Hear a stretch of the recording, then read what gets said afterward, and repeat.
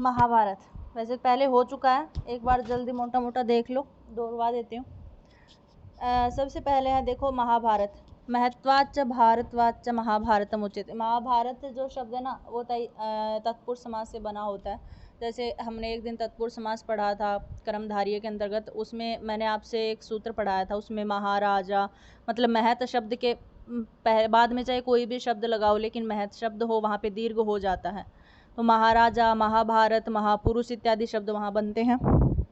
तो कर्मधारय तत्पुरुष समास है, इसमें महत्वाच्च भारतवाच्च महाभारतम उच्यते। ठीक है, अर्थात महत्ता भार की गंभीरता की विशेषता से ही इसे महाभारत कहा जाता है। यह विश्व साहित्य का सर्वाधिक विशालकाय ग्रंथ है, क्योंकि सबसे बड़ा ग्रंथ यही है विश्व में अगर कोई ग्रंथ देखा जाए, क्योंकि इसमें 1,00,000 श्लोक हैं। कोई ग्रंथ ऐसा नहीं है जिसमें इतने श्लोक हैं। देखा जाए तो पुराणों में भी इतने ही श्लोक हैं, लेकिन सभी पुराण अलग अलग हैं। जैसे स्कंद पुराण है, वो सबसे बड़ा पुराण है, 81,000 श्लोक हैं उसमें। किसी पुराण में 10,000 श्लोक हैं, लेकिन सारे पुराणों को मिला करके काफ़ी श्लोक हैं।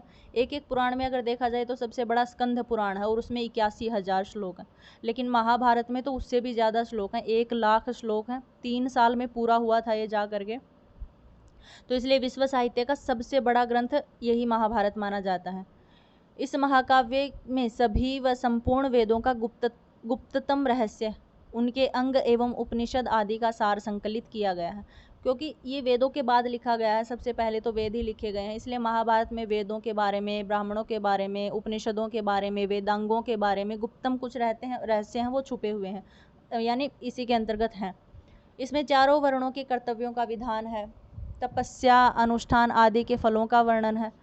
अब कह रहे महाभारत का प्राचीन नाम, अगर ये मैं पढ़ देती हूँ वैसे तो, लेकिन सीधा सीधा अगर देखा जाए तो ये क्या है कि महाभारत है ना, शुरू का नाम महाभारत नहीं है। महाभारत 3 पार्टों में लिखा गया है। सबसे पहले महाभारत का नाम होता था जय। ठीक है, जय जो ग्रंथ लिखा गया था उसमें 8800 श्लोक होते थे, और उसके बाद में फिर भारत लिखा गया। पहले जय लिखा गया सबसे प्राचीन में 8800 श्लोकों वाला, उसके बाद भारत लिखा गया। भारत में 24,000 श्लोक थे। रामायण में भी 24,000 श्लोक हैं, लेकिन जो महाभारत का दूसरा पार्ट भारत लिखा गया, केवल भारत नाम से था, उसमें 24,000 श्लोक थे। और फिर महाभारत लिखा गया, उसमें 1,00,000 श्लोक हैं। ठीक है, तो यही बताया गया है। और एक साइड में लिखा हुआ है मंगलाचरण में विष्णु की स्तुति की गई है, विष्णु के अवतार की। तो यही कह रहे हैं कि जय नामक यह ग्रंथ इतिहास प्रसिद्ध है। महाभारत का सबसे प्राचीन नाम है जय, और जय नामक यह ग्रंथ इतिहास प्रधान है। इसमें कौरवों के ऊपर पांडवों की विजय दिखाई गई है। आप जानते ही हैं ये तो महाभारत किस लिए हुई थी। इस ग्रंथ के मुख्य वक्ता महर्षि व्यास थे। उन्होंने इस कथा को अपने शिष्य वैशंपायन को सुनाई थी। ठीक है, पहले जो जय लिखा गया था 8800 श्लोकों में, उसके वक्ता व्यास थे, और व्यास ने इसे किसे सुनाया था? अपने शिष्य वैशंपायन को सुनाया था। ठीक है, देखो हम पढ़ते हैं ना, यजुर्वेद किसने लिखा? वैशंपायन ने। और क्योंकि वैशंपायन के 2 शिष्य थे, कि याज्ञवल्क्य के थे, एक तैत्तिरीय थे, उन्हीं के दोनों के बीच अनबन हुई थी, इसीलिए तो 2 पार्ट हो गए थे फिर यजुर्वेद के। याज्ञवल्क्य ने अपना शुक्ल यजुर्वेद लिखा और तैत्तिरीय उपनिषद ये कृष्ण यजुर्वेद के अंतर्गत रह गया था। तो वही व्यास है, ये व्यास ने अपने शिष्य वैशंपायन को सुनाई थी, जो 8800 श्लोकों में विभक्त है। अब है महाभारत का दूसरा नाम। महाभारत का दूसरा नाम है भारत। अब ये करें कि वैशंपायन ने जन्मेजय को यह कथा सुनाई थी। पहले व्यास ने वैशंपायन को सुनाई, वो जय नाम से प्रसिद्ध हुई, और उसके बाद यही कथा भारत के नाम से प्रसिद्ध हुई, जो किसने किसको सुनाई? वैशंपायन ने जन्मेजय को सुनाई। ये जन्मेजय जो है ना, ये अर्जुन के प्रपौत्र इत्यादि, शायद ये ऐसा कुछ है, पुत्र तो नहीं है, प्रपौत्र हैं, परीक्षित के पुत्र हैं शायद ये। तो इनको सुनाई थी, ये भारत नाम से प्रसिद्ध हुआ, जो कि क्या है, इसमें मात्र 24,000 श्लोक थे। ठीक है, भारत में 24,000 श्लोक थे। अब है महाभारत का तीसरा नाम महाभारत है। महाभारत की तीसरी बार की जो कथा है वो किसने सुनाई? करे सोनक आदि महर्षियों को लोमहर्षण के पुत्र सौती ने सुनाई थी।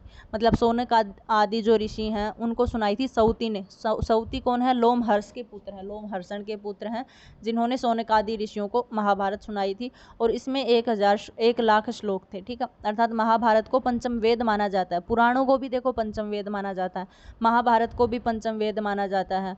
और जहाँ तक बात करें नाट्यशास्त्र की, उसे भी पंचम वेद की संज्ञा दी गई है कि ये 5वां वेद है। ग्रंथकार ने इसकी विशिष्टता में सुस्पष्ट करते हुए लिखा है कि धर्मे च अर्थे च कामे च मोक्षे च भरतरसभः यद इहा अस्ति तद अन्यत्र कृतवान इदम उद्भूतम। ये क्या कहना चाह रहे हैं कि धर्म अर्थ काम मोक्ष इत्यादि के बारे में तो इसमें वर्णन है, लेकिन इसकी विशिष्टता के लिए निचली लाइन दी गई है कि जो महाभारत में है वही पूरी दुनिया में है। अगर महाभारत में जो कुछ नहीं है वो फिर कहीं और नहीं मिल सकता, पूरे विश्व में नहीं मिल सकता। ठीक है, मतलब इनका क्या कहने का मतलब है, राजनीति से संबंध हो, कूटनीति से हो, दंड नीति से हो, या किसी भी प्रकार से लौकिक हो, वैदिक हो, पौराणिक हो, जितना भी जो भी कुछ है ना दुनिया में वो सब महाभारत में मिलेगा। अगर महाभारत में कुछ नहीं मिलता है इसका मतलब फिर वो संसार में ही नहीं है। तो ये इनके वैशिष्ट्य के कारण लिखा गया है। 3 वर्षों में महाभारत नामक आख्यान ग्रंथ को पूरा किया गया था। व्यास जी के कथन को लिपिबद्ध करता गणाधिपति गणेश माने जाते हैं। मतलब व्यास जी ने इसका कथन किया था और पहले पत्ते इत्यादियों पर लिखा जाता था, तो वो कहते हैं कि गणेश के द्वारा ये लिपिबद्ध किया गया था। महाभारत का समावेश 18 पर्वों में किया गया है। देखो ये सबसे आपके लिए इम्पोर्टेंट हो जाता है, यहाँ से अगर आप नहीं करते तो आपका एक प्रश्न चला जाता है। ये 18 पर्वों में विभक्त है, लेकिन आपसे ये नहीं पूछा जाएगा कि महाभारत कितने पर्वों में विभक्त है, क्योंकि ये 10वीं 9वीं 10वीं का सवाल हो जाता है। आपसे पूछा जाएगा कि 18 पर्वों में आपको या तो दे दिया जाएगा कि स्त्री पर्व कौन सा पर्व है, या फिर 4-5 पर्व दे दिए जाएंगे आगे पीछे के, तो कहेंगे कि ये क्रम में लगाओ। तो आपको 18 के 18 पर्व क्रमशः याद रखने हैं कि पहला आदि पर्व है, उसके बाद सभा पर्व है, फिर वन पर्व है, फिर विराट पर्व है, उद्योग पर्व है, उसके बाद भीष्म पर्व है, उसके बाद द्रोण पर्व है, उसके बाद कर्ण पर्व है, उसके बाद शैल्य पर्व है, उसके बाद शौप्तिक पर्व है, उसके बाद स्त्री पर्व है, उसके बाद शांति पर्व है, उसके बाद अनुशासन पर्व है, उसके बाद अश्वमेध पर्व है, उसके बाद आश्रम वार्षिक पर्व है, उसके बाद मौसल पर्व है, उसके बाद महाप्रस्थानिक पर्व है, और उसके तुरंत बाद लास्ट का है स्वर्गारोहण पर्व। ठीक है, ये 18 के 18 पर्व हैं, आपको क्रमशः याद रखने हैं। किसी भी ट्रिक लगा के याद कीजिए, इनको किसी तरीके से याद कीजिए, लेकिन ये याद करने। वैसे तो इसमें ट्रिक की आवश्यकता होगी नहीं, क्योंकि आपको अगर कहानी पता है तो नंबर वाइज आप खुद कर सकते हैं। अगर देखा जाए तो सबसे बड़ा जो पर्व है वो शांति पर्व है। ठीक है, सबसे बड़ा पर्व शांति पर्व है। और देखा जाए तो महाभारत में रस भी शांत रस है। ठीक है, शांत रस से लिखी गई है महाभारत। अब आप सोचोगे कि इसमें तो युद्ध इत्यादि का वर्णन है, तो युद्ध तो केवल 18 दिन ही चला था। 18 दिनों की तो महाभारत नहीं है ना। महाभारत तो आदि पर्व मतलब चंद्रवंशी राजा हुआ करते थे, उसके बाद में कहाँ पांडव उत्पन्न हुए, पांडवों के पूर्वज इत्यादि के बारे में भी वर्णन है, पांडवों के स्वर्गारोहण तक का वर्णन है। तो मतलब एक 18 दिन का युद्ध तो दर्शाया नहीं गया है, तो इसलिए इसमें महाभारत में शांत रस है। और शांति पर्व इसका सबसे बड़ा पर्व है, और सबसे छोटा अगर देखा जाए तो वो महाप्रस्थानिक पर्व है। ठीक है, ये शायद आपको आगे लिखा मिलेगा। अब हम महाभारत के कुछ आख्यान मतलब पर्वों में कौन से आख्यान सबसे प्रमुख हैं। वैसे तो बहुत सारी कथाएं इसके अंतर्गत आती हैं, लेकिन इतनी सारी याद न रहें तो कम से कम प्रमुख तो जरूर याद रखना। जैसे आदि पर्व, आदि पर्व में चंद्रवंशियों का वर्णन है। देखो जैसे इनको रामायण वाले हैं, राम इत्यादि, राघव, रघुकुल जो है वो सूर्यवंशी कुल है, आपने पढ़ा होगा। वैसे तो इक्ष्वाकु वंश है, और कवि कुलगुरु के द्वारा सूर्यवंशी बताया गया है, इसलिए वो सूर्यवंश के वंशज हैं। या फिर आपने कभी कभार देखा भी होगा, जैसे रामायण देखी भी होगी आपने, टीवी में कभी कभार चलती है, तो उसमें आपने देखा होगा कि उनका जो छत्र इत्यादि होते थे उस पर एक सूर्य का चिन्ह बना होता था, क्योंकि वो सूर्यवंशी हैं। और ऐसे ये पांडव जो है ना वो चंद्रवंशी हैं। ठीक है, यही जैसे अभिज्ञान शाकुंतल में जो दुष्यंत पढ़ते हैं वो भी चंद्रवंशी राजा हैं। तो ये कुछ प्रसिद्ध राजा हैं, आपको इनका वंश याद रखना चाहिए। तो ये महाभारत वाले चंद्रवंशी हैं और रामायण वाले सूर्यवंशी हैं। इसमें पांडव कौरवों की उत्पत्ति होती है शुरू में। क्षीर सागर का मंथन इसी के अंतर्गत वर्णन है। क्षीर सागर मंथन आप समझते ही हैं, सबसे प्रमुख है। द्रौपदी का स्वयंवर होना, अर्जुन का वनवास होना, सुभद्रा का हरण होना, खांडवदाह का वर्णन, शकुंतला उपाख्यान। देखो ये सबसे इम्पोर्टेंट है, क्योंकि इसके ऊपर हमारे ग्रंथ लिखा गया है। विजयन शाकुंतल शकुंतला उपाख्यान से लेकर के लिखा गया है, और सौभाग्य से हमारे नेट में भी लगा हुआ है, इसलिए आपको ध्यान में रखना है कि शकुंतला उपाख्यान कहाँ से लिया गया, तो आदि पर्व से है। भीष्म जन्म का वर्णन है, दुर्योधन के गुप्त षड्यंत्र, लाक्षागृह का निर्माण, उसमें आग का वर्णन, हिडिंबासुर का वध, घटोत्कच का जन्म, पांडवों के साथ व्यास का संवाद, ब्राह्मण के घर पांडवों का निवास स्थान, बकासुर का वध, द्रौपदी के भाई धृष्टद्युम्न की उत्पत्ति का वर्णन, सुंद उपसुंद का उपाख्यान, अर्जुन की तीर्थ यात्रा, चित्रांगदा के गर्भ से बभ्रुवाहन का जन्म, द्रौपदी के पुत्रों की उत्पत्ति, और ऊपर लिखा ना कद्रु विनीतोपाख्यान ययाति इत्यादि को उपाख्यान। महर्षि मंदपाल का सांगी पक्षी के गर्भ से उत्पन्न होना, ये इसमें प्रमुख वर्णन है। अगर देखा जाए तो आप ऐसा समझ सकते हैं कि यहाँ पे द्रौपदी से इनका विवाह हो चुका है, और ये लाक्षागृह का मतलब पांडु हैं वो काफ़ी बड़े बड़े हो चुके हैं, यहाँ तक का वर्णन है इसमें। अब उसके बाद है सभापरव। सभापरव में सीधे आ जाते हैं द्यूत क्रीड़ा का वर्णन, ठीक है, जुआ खेला गया था उसका वर्णन है। राजसूय यज्ञ का वर्णन है। जरासंध का वध है। पांडवों के दिग्विजय का वर्णन है। पांडवों का जुए में हार करके वनवास चले जाना, और द्रौपदी का चीरहरण, क्योंकि द्रौपदी का चीरहरण हुआ था सभापरव में, और पांडु भी सभापरव में ही वन में निकल गए हैं, ये द्वैत वन में रहते थे। अब है वन पर्व, मतलब पांडवों का कहीं किसी से मिलना जुलना होगा, ये सारी घटनाएं किस में आएंगी, वन पर्व में, क्योंकि ये 12 साल तक वन में रहे थे और 13वें साल में अज्ञातवास में रहे थे, वो आगे का वर्णन मिलेगा। लेकिन इसमें जहाँ वन में 12 साल की जो घटनाएं हैं वो आपको वन में मिल जाएंगी। जैसे पांडवों का वनवास हो गया, यक्ष युधिष्ठिर का संवाद है, अक्षय पात्र की प्राप्ति है, विदुर द्वारा धृतराष्ट्र को हितकर उपदेश देना, मैत्रेय ऋषि द्वारा धृतराष्ट्र को उपदेश, दुर्योधन को शाप, भीम द्वारा किमिक का वध करना, और ये है किमिक नहीं, देख के बता दूँ मैं, प्रतिस्मृति नामक विद्या का उपदेश नहीं, महर्षि व्यास द्वारा शौभ वधु की कथा का वर्णन, द्वैत वन में प्रवेश, प्रतिस्मृति नामक विद्या का उपदेश, युधिष्ठिर को व्यास द्वारा काम्यक वन की यात्रा, किरात वेशधारी शिव अर्जुन का युद्ध, ये सबसे इम्पोर्टेंट है क्योंकि किरात अर्जुनियम इसी के ऊपर लिखा गया है, ठीक है, वनोपाख्यान से ही ये घटना ली गई है, किरात वेशधारी। और वहाँ आपसे पूछ लिया जाएगा कि किरात अर्जुनियम में किरात शब्द किसके लिए प्रयोग है, तो किरात शब्द शिव के लिए, क्योंकि शिव जो जब शुरुआत में आए थे पाशुपत अस्त्र देने के लिए, तब वो अपने रूप में नहीं आए थे, किरात के वेश में आए थे। तो वहाँ पर पहले किरात के वेश में होकर के शिव और अर्जुन का युद्ध होता है। नलोपाख्यान, ये भी सबसे इम्पोर्टेंट आख्यान है क्योंकि हमारा जो नैषधीय चरित्र लगा हुआ है वो यहीं से लिया गया है। महर्षि लोमस का आगमन, पांडवों की तीर्थ यात्रा, परशुराम का वर्णन, चैवन ऋषि को युवावस्था की प्राप्ति का वर्णन, पवन नंद हनुमान का दर्शन, द्रौपदी का अपहरण, इंद्र द्वारा कर्ण के कुंडल लेना, ये भी इसी में आता है, ठीक है। यहाँ पर जब वो वन में थे तो इंद्र इत्यादि को पता ही था पहले से कि आगे जा करके युद्ध इत्यादि होना है, तो उन्होंने पहले से ही क्या किया, ये जब वन में रह रहे थे तो पीछे से कर्ण के इधर से आकर के इन्होंने कर्ण कुंडल इत्यादि ले लिए थे। अब आगे है विराट पर्व। विराट पर्व में क्या है, तो सीधी सी बात है भाई, विराट पर्व क्यों आएगा, क्योंकि 12 वर्ष इन्होंने जंगल में बिता लिए हैं। उसके बाद ये जब ये अज्ञातवास में गए थे, अज्ञात मतलब इनको कोई पहचान ना सके, तो ये विराट की सभा में पहुंचे थे। पांचों छहों के छहों ये अपना वेश बदल करके वहीं रहते थे, वहीं इन्होंने काम किया था, अपना नाम बदल के, अपना वेश बदल के, इसलिए विराट पर्व का वर्णन आता है। करे पांडवों का अज्ञातवास का वर्णन, समी वृक्ष के नीचे अपने शस्त्रों को रखना, मतलब जितने भी इनके पास शस्त्र अस्त्र थे ताकि इनको कोई पहचान ना सके इस वर्ष में, इसलिए इन्होंने अपने शस्त्र अस्त्र एक समी वृक्ष के नीचे रख दिए थे। समी वृक्ष बोलते जांडी का वृक्ष, जिसको जैसे राजस्थान में बहुत ज़्यादा पाया जाता है, जांडी के वृक्ष को बोलते शमी वृक्ष। अब पांडवों का छद्मवेश, कीचक का वध, कौरवों की विराट नगर पर चढ़ाई, अर्जुन का बृहन्नला के रूप में युद्ध करना, क्योंकि अर्जुन था वो बृहन्नला के रूप में रह रहा था, और उत्तरा अभिमन्यु का विवाह होना, ठीक है। यहाँ पर अर्जुन जो है वो उत्तरा को नाट्य इत्यादि सिखा रहे थे, नृत्य इत्यादि करना बृहन्नला के रूप में। अब आगे है उद्योग पर्व। अब इनका अज्ञातवास खत्म हो गया है, अब ये उद्योग करते हैं, मतलब युद्ध इत्यादि की तैयारी। तो कह रहे श्री कृष्ण का दूत बन करके कौरवों की सभा में आना, कृष्ण द्वारा दुर्योधन को अपनी सेना दे देना, महर्षि गालव इत्यादि का वर्णन, और अम्बा का उपाख्यान। अब युद्ध शुरू हो गया तो सबसे पहले भीष्म सेनापति बने थे, इसलिए सबसे पहला सर्ग भीष्म पर्व। करे युद्ध का आरंभ, भीष्म का सेनापति बनना, अर्जुन को गीता का उपदेश। अब सीधी सी बात है, गीता भी इसी के अंतर्गत कही गई है, गीता कोई अलग से पुस्तक तो है नहीं, क्योंकि गीता जब युद्ध शुरू हुई थी तब अर्जुन ने यहाँ पर बोली थी, सबको रोक करके अर्जुन को उपदेश दिया था, तो यहीं से गीता निकली है। 10 दिनों तक अत्यंत भयंकर युद्ध होना, क्योंकि जो भीष्म थे वो 10 दिन तक सेनापति रहे थे, तो इनके सेनापतित्व के रूप में यहाँ पर 10 दिन तक युद्ध होना। भगवद गीता का उपदेश, शिखंडी को आगे करके भीष्म की मृत्यु, ये अम्बा थी, यही शिखंडी के रूप में थी।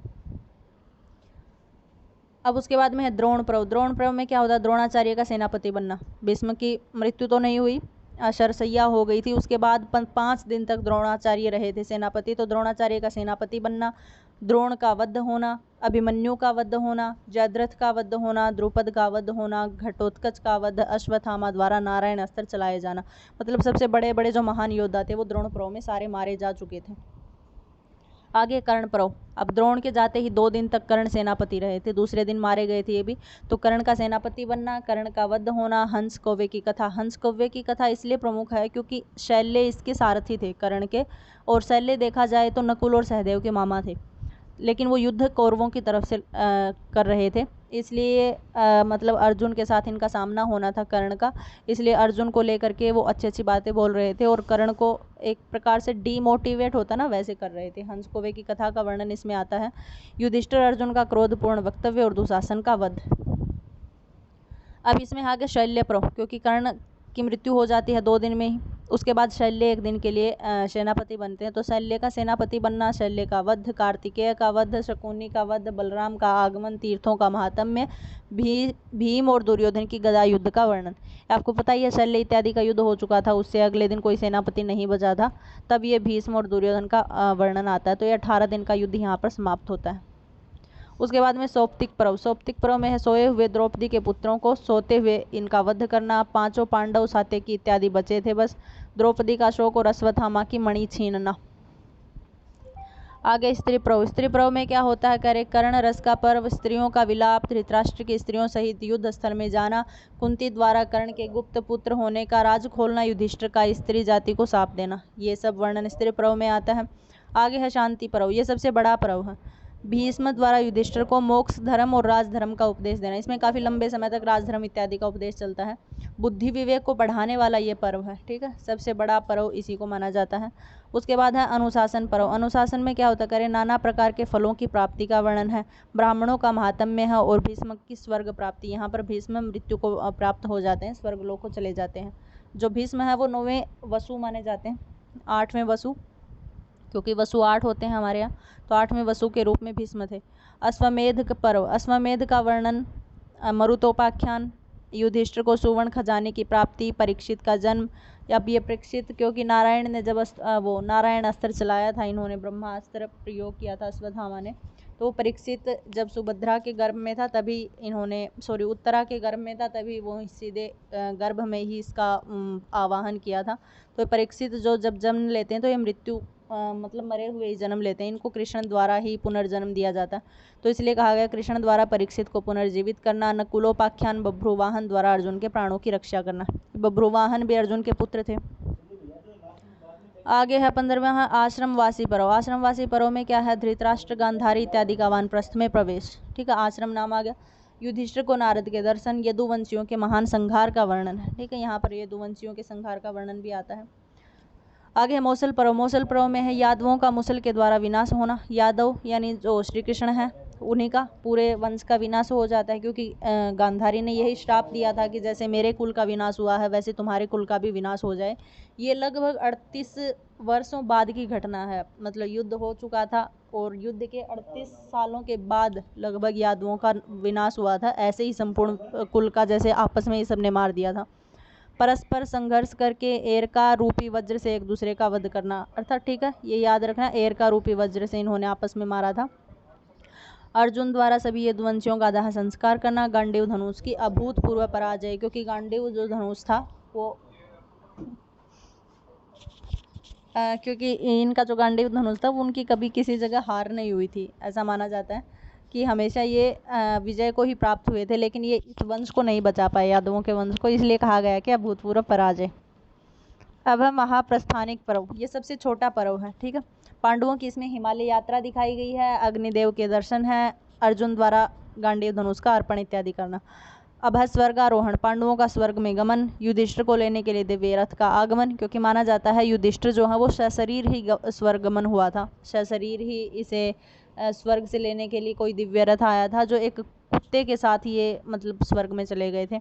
नरक में विपुल यातनाओं का दर्शन इत्यादि कराना।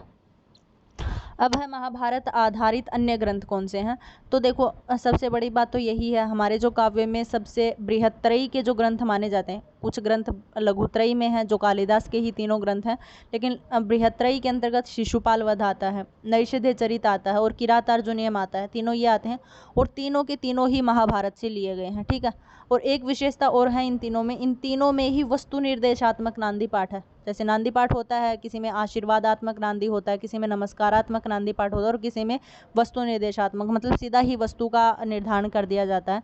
तो सबसे इम्पोर्टेंट विशेषता इनकी यही है, ये तीनों महाभारत से लिए गए हैं, तीनों ही ये बृहत्त्रयी के अंतर्गत आते हैं, तीनों का ही जो वो है वस्तु निर्देशात्मक नांदी पाठ है। और एक विशेषता ये है कि इन तीनों में जो हमारे प्रथम सर्ग लगे हुए हैं, इन तीनों में ही वंशस्थ छंद का प्रयोग हुआ। शिशुपाल वध के प्रथम सर्ग में वंशस्थ छंद है 75 श्लोक हैं। ऐसे ही नैषधीय चरित के प्रथम सर्ग में वंशस्थ छंद है 145 श्लोक हैं। ऐसे ही किरातार्जुनीय में 46 श्लोक हैं और वंशस्थ छंद का प्रयोग हुआ। ठीक है, तो ये 4-5 बातें आपको याद रखनी है। तीनों बृहत्त्रयी हैं, तीनों में वस्तु निर्देशात्मक नांदी पाठ है, तीनों के प्रथम सर्ग में वंशस्थ छंद है, यानी वंशस्थ छंद में लिखे गए हैं, और तीनों के तीनों जो बृहत्त्रयी हैं वो महाभारत के आश्रित ही ग्रंथ हैं। अब है नाटक। नाटक में दूत, घटोत्कच नाटक, दूत वाक्य, कर्णभारम, मध्य व्याय योग और पंचरात्र और रुरुभंग। सबसे बड़ी विशेषता तो ये सारे के सारे नाटक भास के द्वारा लिखे गए हैं और सारे के सारे नाटक किस पे आधारित हैं? महाभारत पे आधारित हैं।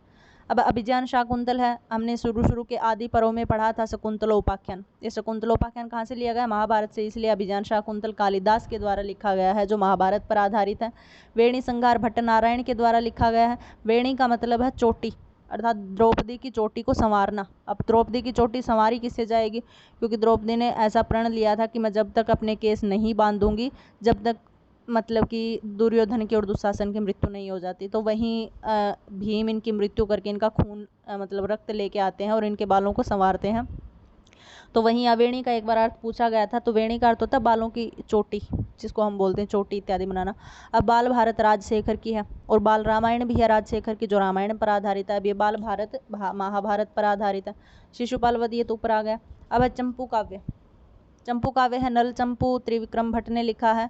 त्रिविक्रम भट्ट ने 3 काव्य लिखे हैं, शायद तीनों ही चंपू हैं, एक इन्होंने मदालसा चंपू भी लिखा है, लेकिन नल चंपू जो लिखा है वो वन पर्व में नलोपाख्यान जो हमने पढ़ा था वो यहीं से है।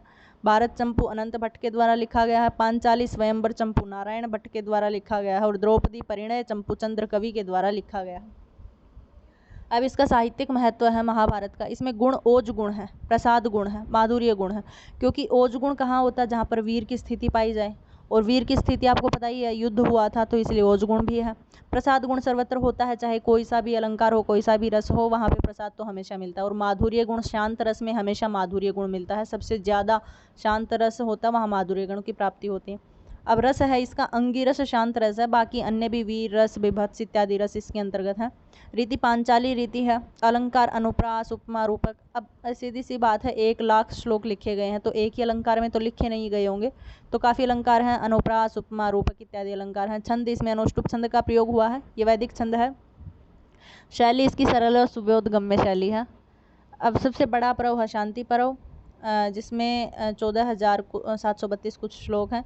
सबसे छोटा पर्व है महाप्रस्थानिक पर्व, जिसमें 123 श्लोक हैं और कुल श्लोक हैं 84,636। खिल पर्व है इसका 12,000 उसमें श्लोक हैं। पाठ भेद से 4,000 श्लोक और मिलते हैं, तो इस प्रकार मिलाकर के 1 लाख श्लोक हो जाते हैं। और अध्याय हैं इसमें 1933 सर्ग या अध्याय हैं। युद्ध की अवधि 18 दिनों की युद्ध की अवधि है। अब देखो ये सबसे इम्पोर्टेंट पार्ट है, इसकी कुछ टीकाएं हैं जो आपसे पूछी जा सकती हैं, क्योंकि रामायण की पूछी जा चुकी हैं, अब मनुस्मृति की पूछी जा चुकी हैं, याज्ञवल्क्य स्मृति की पूछी जा चुकी हैं, तो शायद अब की बार मुझे लगता है महाभारत की पूछी जाए या किसी दर्शन की पूछी जाए, या फिर हो सकता है आपसे अर्थशास्त्र की टीका पूछ ली जाए। तो रामायण की कल करवाई थी, अब ये महाभारत की हैं। एक टीका है भारत उपाय प्रकाश, इसके ऊपर लिखी गई है, जो चतुर्भुज मिश्र के द्वारा लिखी गई है। एक टीका है जय कौमुदी, क्योंकि महाभारत का सबसे पुराना नाम है जय, ये आनंद पूर्ण के द्वारा लिखी गई है। संग्रह दीपिका नाम की टीका अर्जुन मिश्र भारत के द्वारा लिखी गई है। लक्ष्याभरण टीका वादिराज के द्वारा लिखी गई है। निगूढ़ार्थ पद बौधिनी टीका है, वो नारायण के द्वारा लिखी गई है। भारत भावदीप नीलकंठ चतुर्धर के द्वारा लिखी गई है। अर्थ दीपिका अर्जुन मिश्र के द्वारा लिखी गई है। ज्ञान दीपिका देवबोध के द्वारा लिखी, ये आई हुई थी टीका अब की बार कि ज्ञान दीपिका टीका किसके द्वारा लिखी गई है, तो देवबोध के द्वारा है। और ये विषम श्लोकी भी आई हुई थी, ये विषम श्लोकी विमल बोध के द्वारा लिखी गई। ठीक है, तो विषम श्लोकी विमल बोध के द्वारा, ज्ञान दीपिका देवबोध के द्वारा। क्या पता ये ना आए लेकिन ऊपर वाली आ जाए। तो ये महाभारत की टीका है। अब इसी के अंतर्गत हम भीष्म पर्व में गीता पढ़ते हैं, क्योंकि भीष्म पर्व के अंतर्गत ही गीता का उपदेश दिया गया है, इसलिए गीता पढ़ना भी हमारे लिए ज़रूरी हो जाता है। तो नीलकंठी टीका है एक चतुर्धरी जिसको बोलते हैं, ये नीलकंठ के द्वारा लिखी गई है। श्रीधरी टीका है वो श्रीधराचार्य के द्वारा गीता पर लिखी गई है। गूढ़ार्थ दीपिका जो टीका है वो मधुसूदन सरस्वती के द्वारा लिखी है गीता के ऊपर।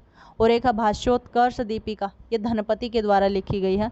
तो ये आपकी थी गीता की टीकाएं और ये थी महाभारत की टीकाएं। ये ज़्यादा से ज़्यादा टीकाएं तो आ चुकी हैं आपकी, गलती से एक आध रह गई हो तो आप थोड़ा सा प्रयास कर लेना। अब इतना सब आपको दे दिया तो थोड़ा सा आप भी कर ही लेना। एक दो टीकाएं क्या पता आपको और भी मिल जाएं, जितनी मुझे मिली हैं उतनी तो सारी लिखी हुई हैं, और नहीं ढूंढो तो नहीं करने से तो इतनी भी कर ही लेना, 5-7 करोगे तब भी कुछ ना कुछ हो ही जाएगा। तो ये थी आपकी महाभारत। आई थिंक आपको समझ में आया हो। देखो अब दोहराई चल रही है, कोई समझाने वाला टाइम है नहीं, क्योंकि एग्ज़ाम के 7 या 8 दिन ही बचे हैं, क्योंकि 6 अक्टूबर से एग्ज़ाम होने हैं और हम संस्कृत वालों का एक पहले दिन या दूसरे दिन एग्ज़ाम हो जाता है, लगभग दूसरे दिन एग्ज़ाम होता है सुबह की शिफ्ट में। तो सीधी सी बात है 6 अक्टूबर के दिन ही 7 बजे हैं, तो याद करने का कोई टाइम है नहीं, दोहराने का टाइम है। जितना दोहराओगे, जितने MCQs वगैरह करोगे, आई थिंक वही बेटर रहेगा। तो देख लेना, आप जहाँ से समझ ना आए वो पूछ लेना मेरे से, ठीक है।